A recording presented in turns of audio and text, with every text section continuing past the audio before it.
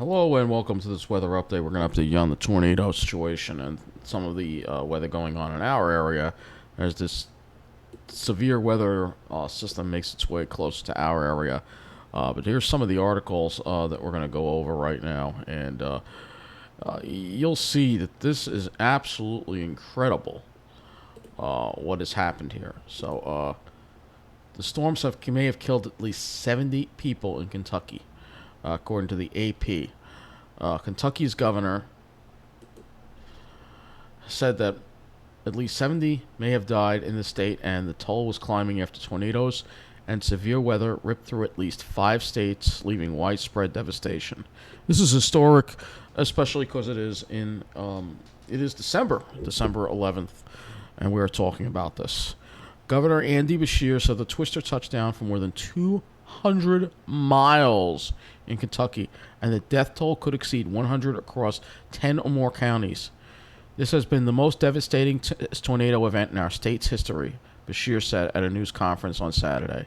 The storms also hit a candle factory in Kentucky, an Amazon facility in Illinois, and a nursing home in Arkansas.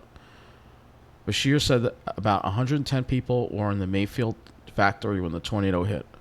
By late morning, officials had confirmed at least 18 deaths, but Beshear said the toll was certain to rise, with at least 10 people feared dead in his state's Muhlenberg County and an undetermined number in and around the city of Bowling Green. Kentucky State Police Trooper Sarah Burgess said rescue crews were using heavy equipment to move rubble at the candle factory in western Kentucky.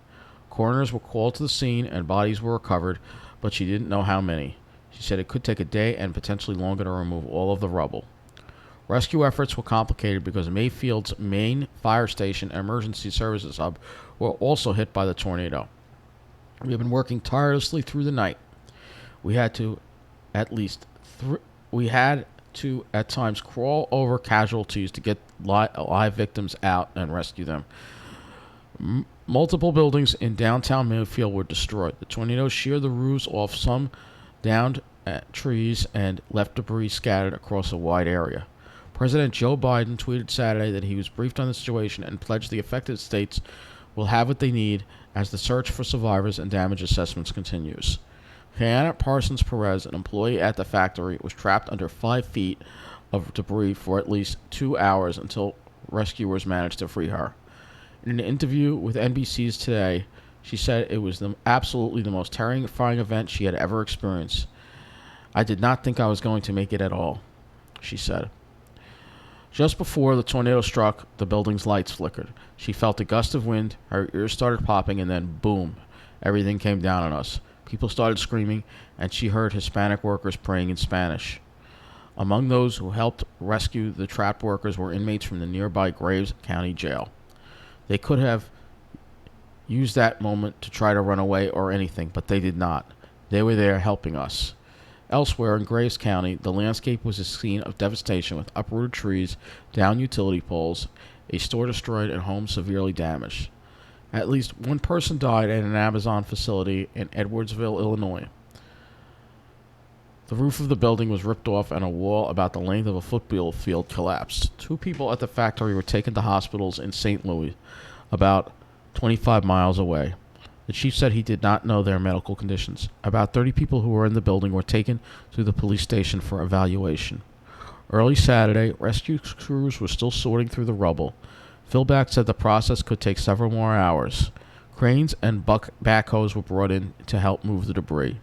This is a devastating tragedy for our Amazon family, and our focus is supporting our employees and partners.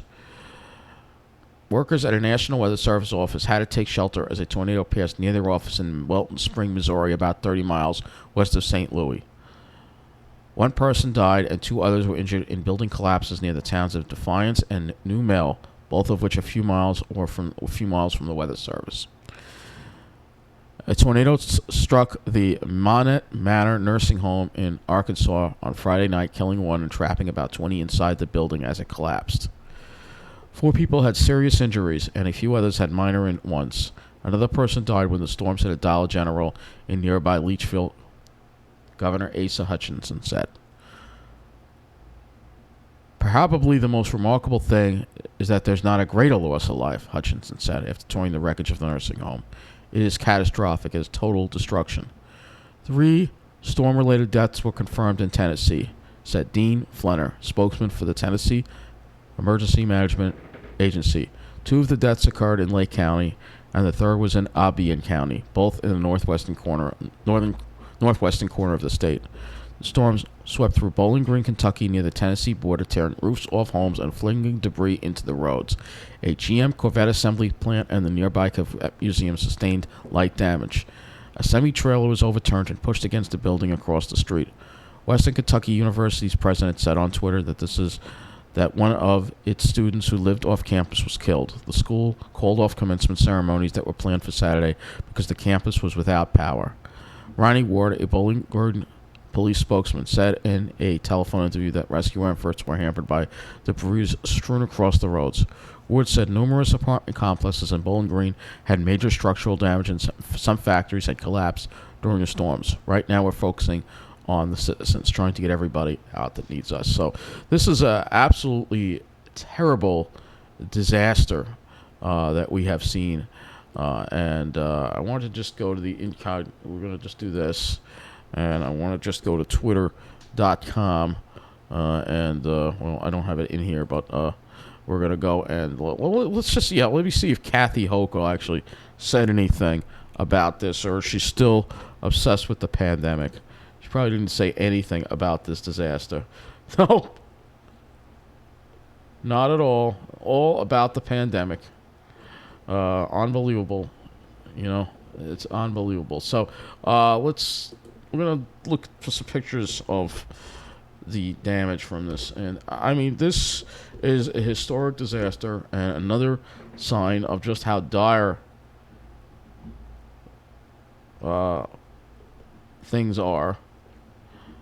A tornado traveled 200 miles. What a nasty comment this person made. Why are people working because factories are open all night sometimes? What a nasty comment. I can't believe that came up. These are some of the pictures of the tornado here. You see here.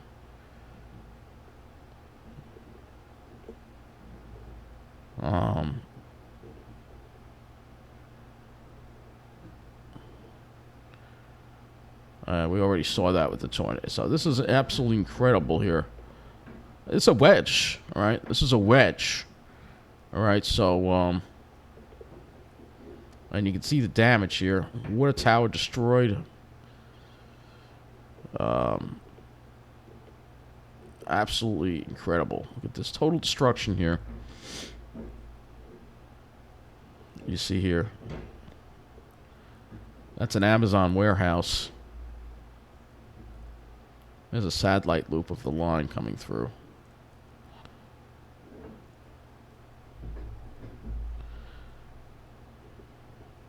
More destruction here.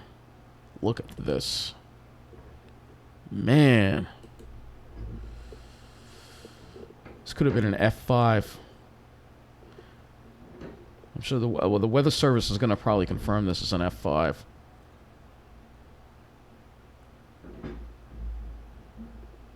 Here you go. It's an example of how we're dealing with. Look at all that warmth coming up. This should not be happening.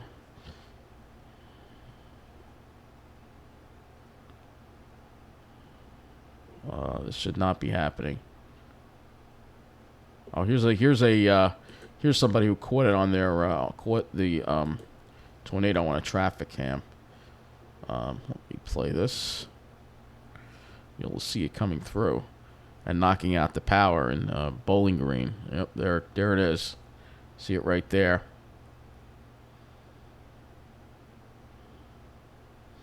Yep, there it goes.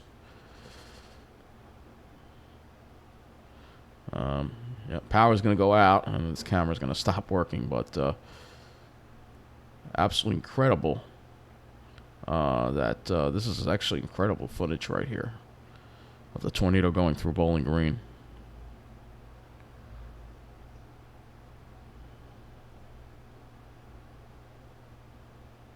That's it. And then the power goes out. Actually, it starts again, but I will watch this again because it's incredible. Watch on this screen here. You can see the power flashes. That's Bowling Green.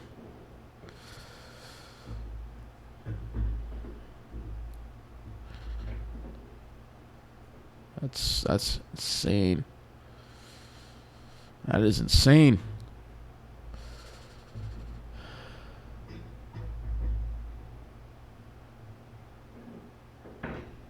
And you can see it too. When the light flashes, you can actually see the tornado. You can see it.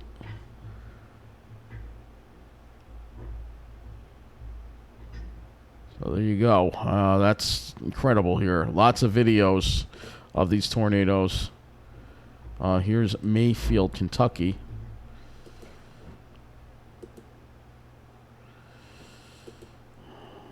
Man. Oh, man. Speechless. I don't know what to say.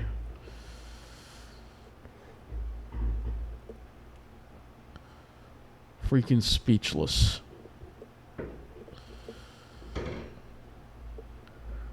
Let me see if TVA has anything.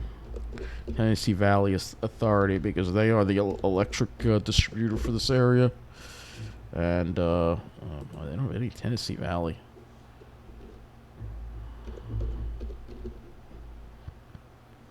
Alright, we're going to do it this way.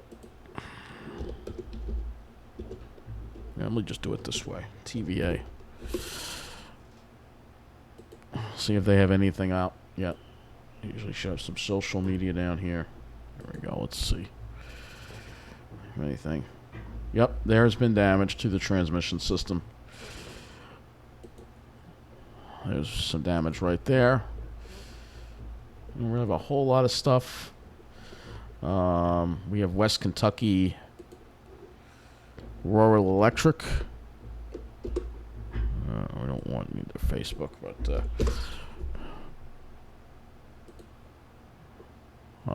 our site is actually down. Their site still will not load. That's how bad. Yep, it's down. It won't even load.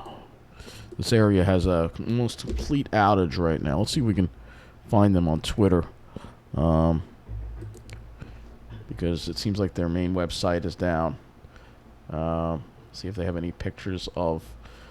it looks like they are getting the electric back. Yeah, that's about it. That's all the pictures that they're going to have. But let's go to power outage next and look at how many people without power. Obviously, look at this map. It is full of colors, and it stretches all the way up into Michigan, too. So this is what's heading our way later. We're going to start seeing the power going out in our area, too. This is going to be incredible. Ohio. Look at all these outages. Just tons of power outages from these tornadoes. Indiana, 47,000. Ohio, 74,000. Michigan, 304,000. Kentucky, 75,125. Look at these. Some of these areas have complete outages here. We're fairly close to a blackout. Because, again, the transmission system has been damaged.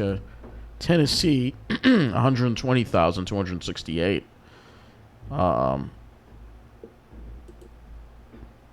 Texas, even, 10,000.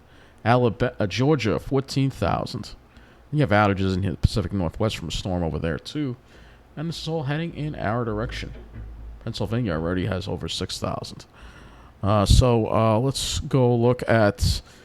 I guess we'll start going into our weather map here and so showing what's going on now. This is the line. It's still here. Not as strong as it was last night, but it's still here. Not too many warnings with this line right now at this point. If we look at the weather and hazards map, I don't think there are any right now showing up. I don't see it. But anyway, getting to our current weather, you'll see we're dealing with some pretty strong winds outside already. Some wind gusts up to 35 mile an hour wind gusts at Jones Beach, I believe, or Tobay. Ice slip 57, dew point 57. Winds gusting to 26 miles an hour. JFK's got wind gusts to 26 miles an hour. You can see temperatures. I have the dew points in here too. Dew points in the mid-50s. Temperatures in the mid-50s across Long Island. Central Park at 62. They're probably going to be breaking that record of 64 today. And then as we go further west, especially as you get into New Jersey, it gets warmer. Though not dramatically so. Toms River right now at 61 degrees. But Lakehurst, go a little further inland, you're at 64. Again, look at these wind gusts. They're getting even stronger winds, 33 miles an hour right now. And that is McGuire. Wind gust at 33 right there. So, and temperatures are at 64 over there. So you go inland, it's a little warmer. But incredible warmth today. So let me go to the models now. First, let's look at the satellite here. You can see this front here. Let me go to the CONUS view so you get a view of what it looks like across the whole country. Because there you go. What an incredible looking system this is. Going to the underground too, I'll just show this too as well. You can see it's warmer over Jersey than it is here, and this doesn't want to work now. Underground is always buggy. It doesn't want to work. So let's go to the models now, and we're going to just focus on this front here, the latest short range models, and show you what they have as far as this front goes. Let's go to the 16Z. So here comes the front, and again, we're not going to see any rain until probably after 7 o'clock. And then here comes the front, and look at it. It actually explodes it over our area. So it looks like New Jersey into Long Island. We're going to have to watch closely for this because there could be some strong. I'm surprised they have not issued a severe thunderstorm watch for our area. I expect one forthcoming, perhaps even a tornado watch, because it does seem like it really, especially once it gets to New Jersey, this line starts picking up strength. And that's always a concern, and you can see it goes. It's just going to hold together, I believe. I don't think it's going to weaken that much. That's the HRRR. We can look at the NAM as well, which looks a little scarier actually. You can see a very strong line. It does seem to have it weaken when it gets to Long Island, but I'm not counting on that. Again, the timing for this is going to be after 7, probably around 8, 9 o'clock that this thing moves through our area. So pay attention to the radar. This is a line that has caused tremendous devastation for people in many states. And, of course, our prayers are with those people dealing with this horrible natural disaster. What a just unbelievable wake-up call as to how serious this situation is with the climate. This is not supposed to, I mean, even in the summer this would be bad, but this is not supposed to happen in December. This is just another sign of what we're dealing with as we deal with the effects of this climate emergency that we are going through. So, thank you for watching. We'll have more later. I'll try my best to keep you posted on this line as it gets closer. We'll see what happens. But it's going to be our turn for some of this severe weather tonight. Take care and be safe.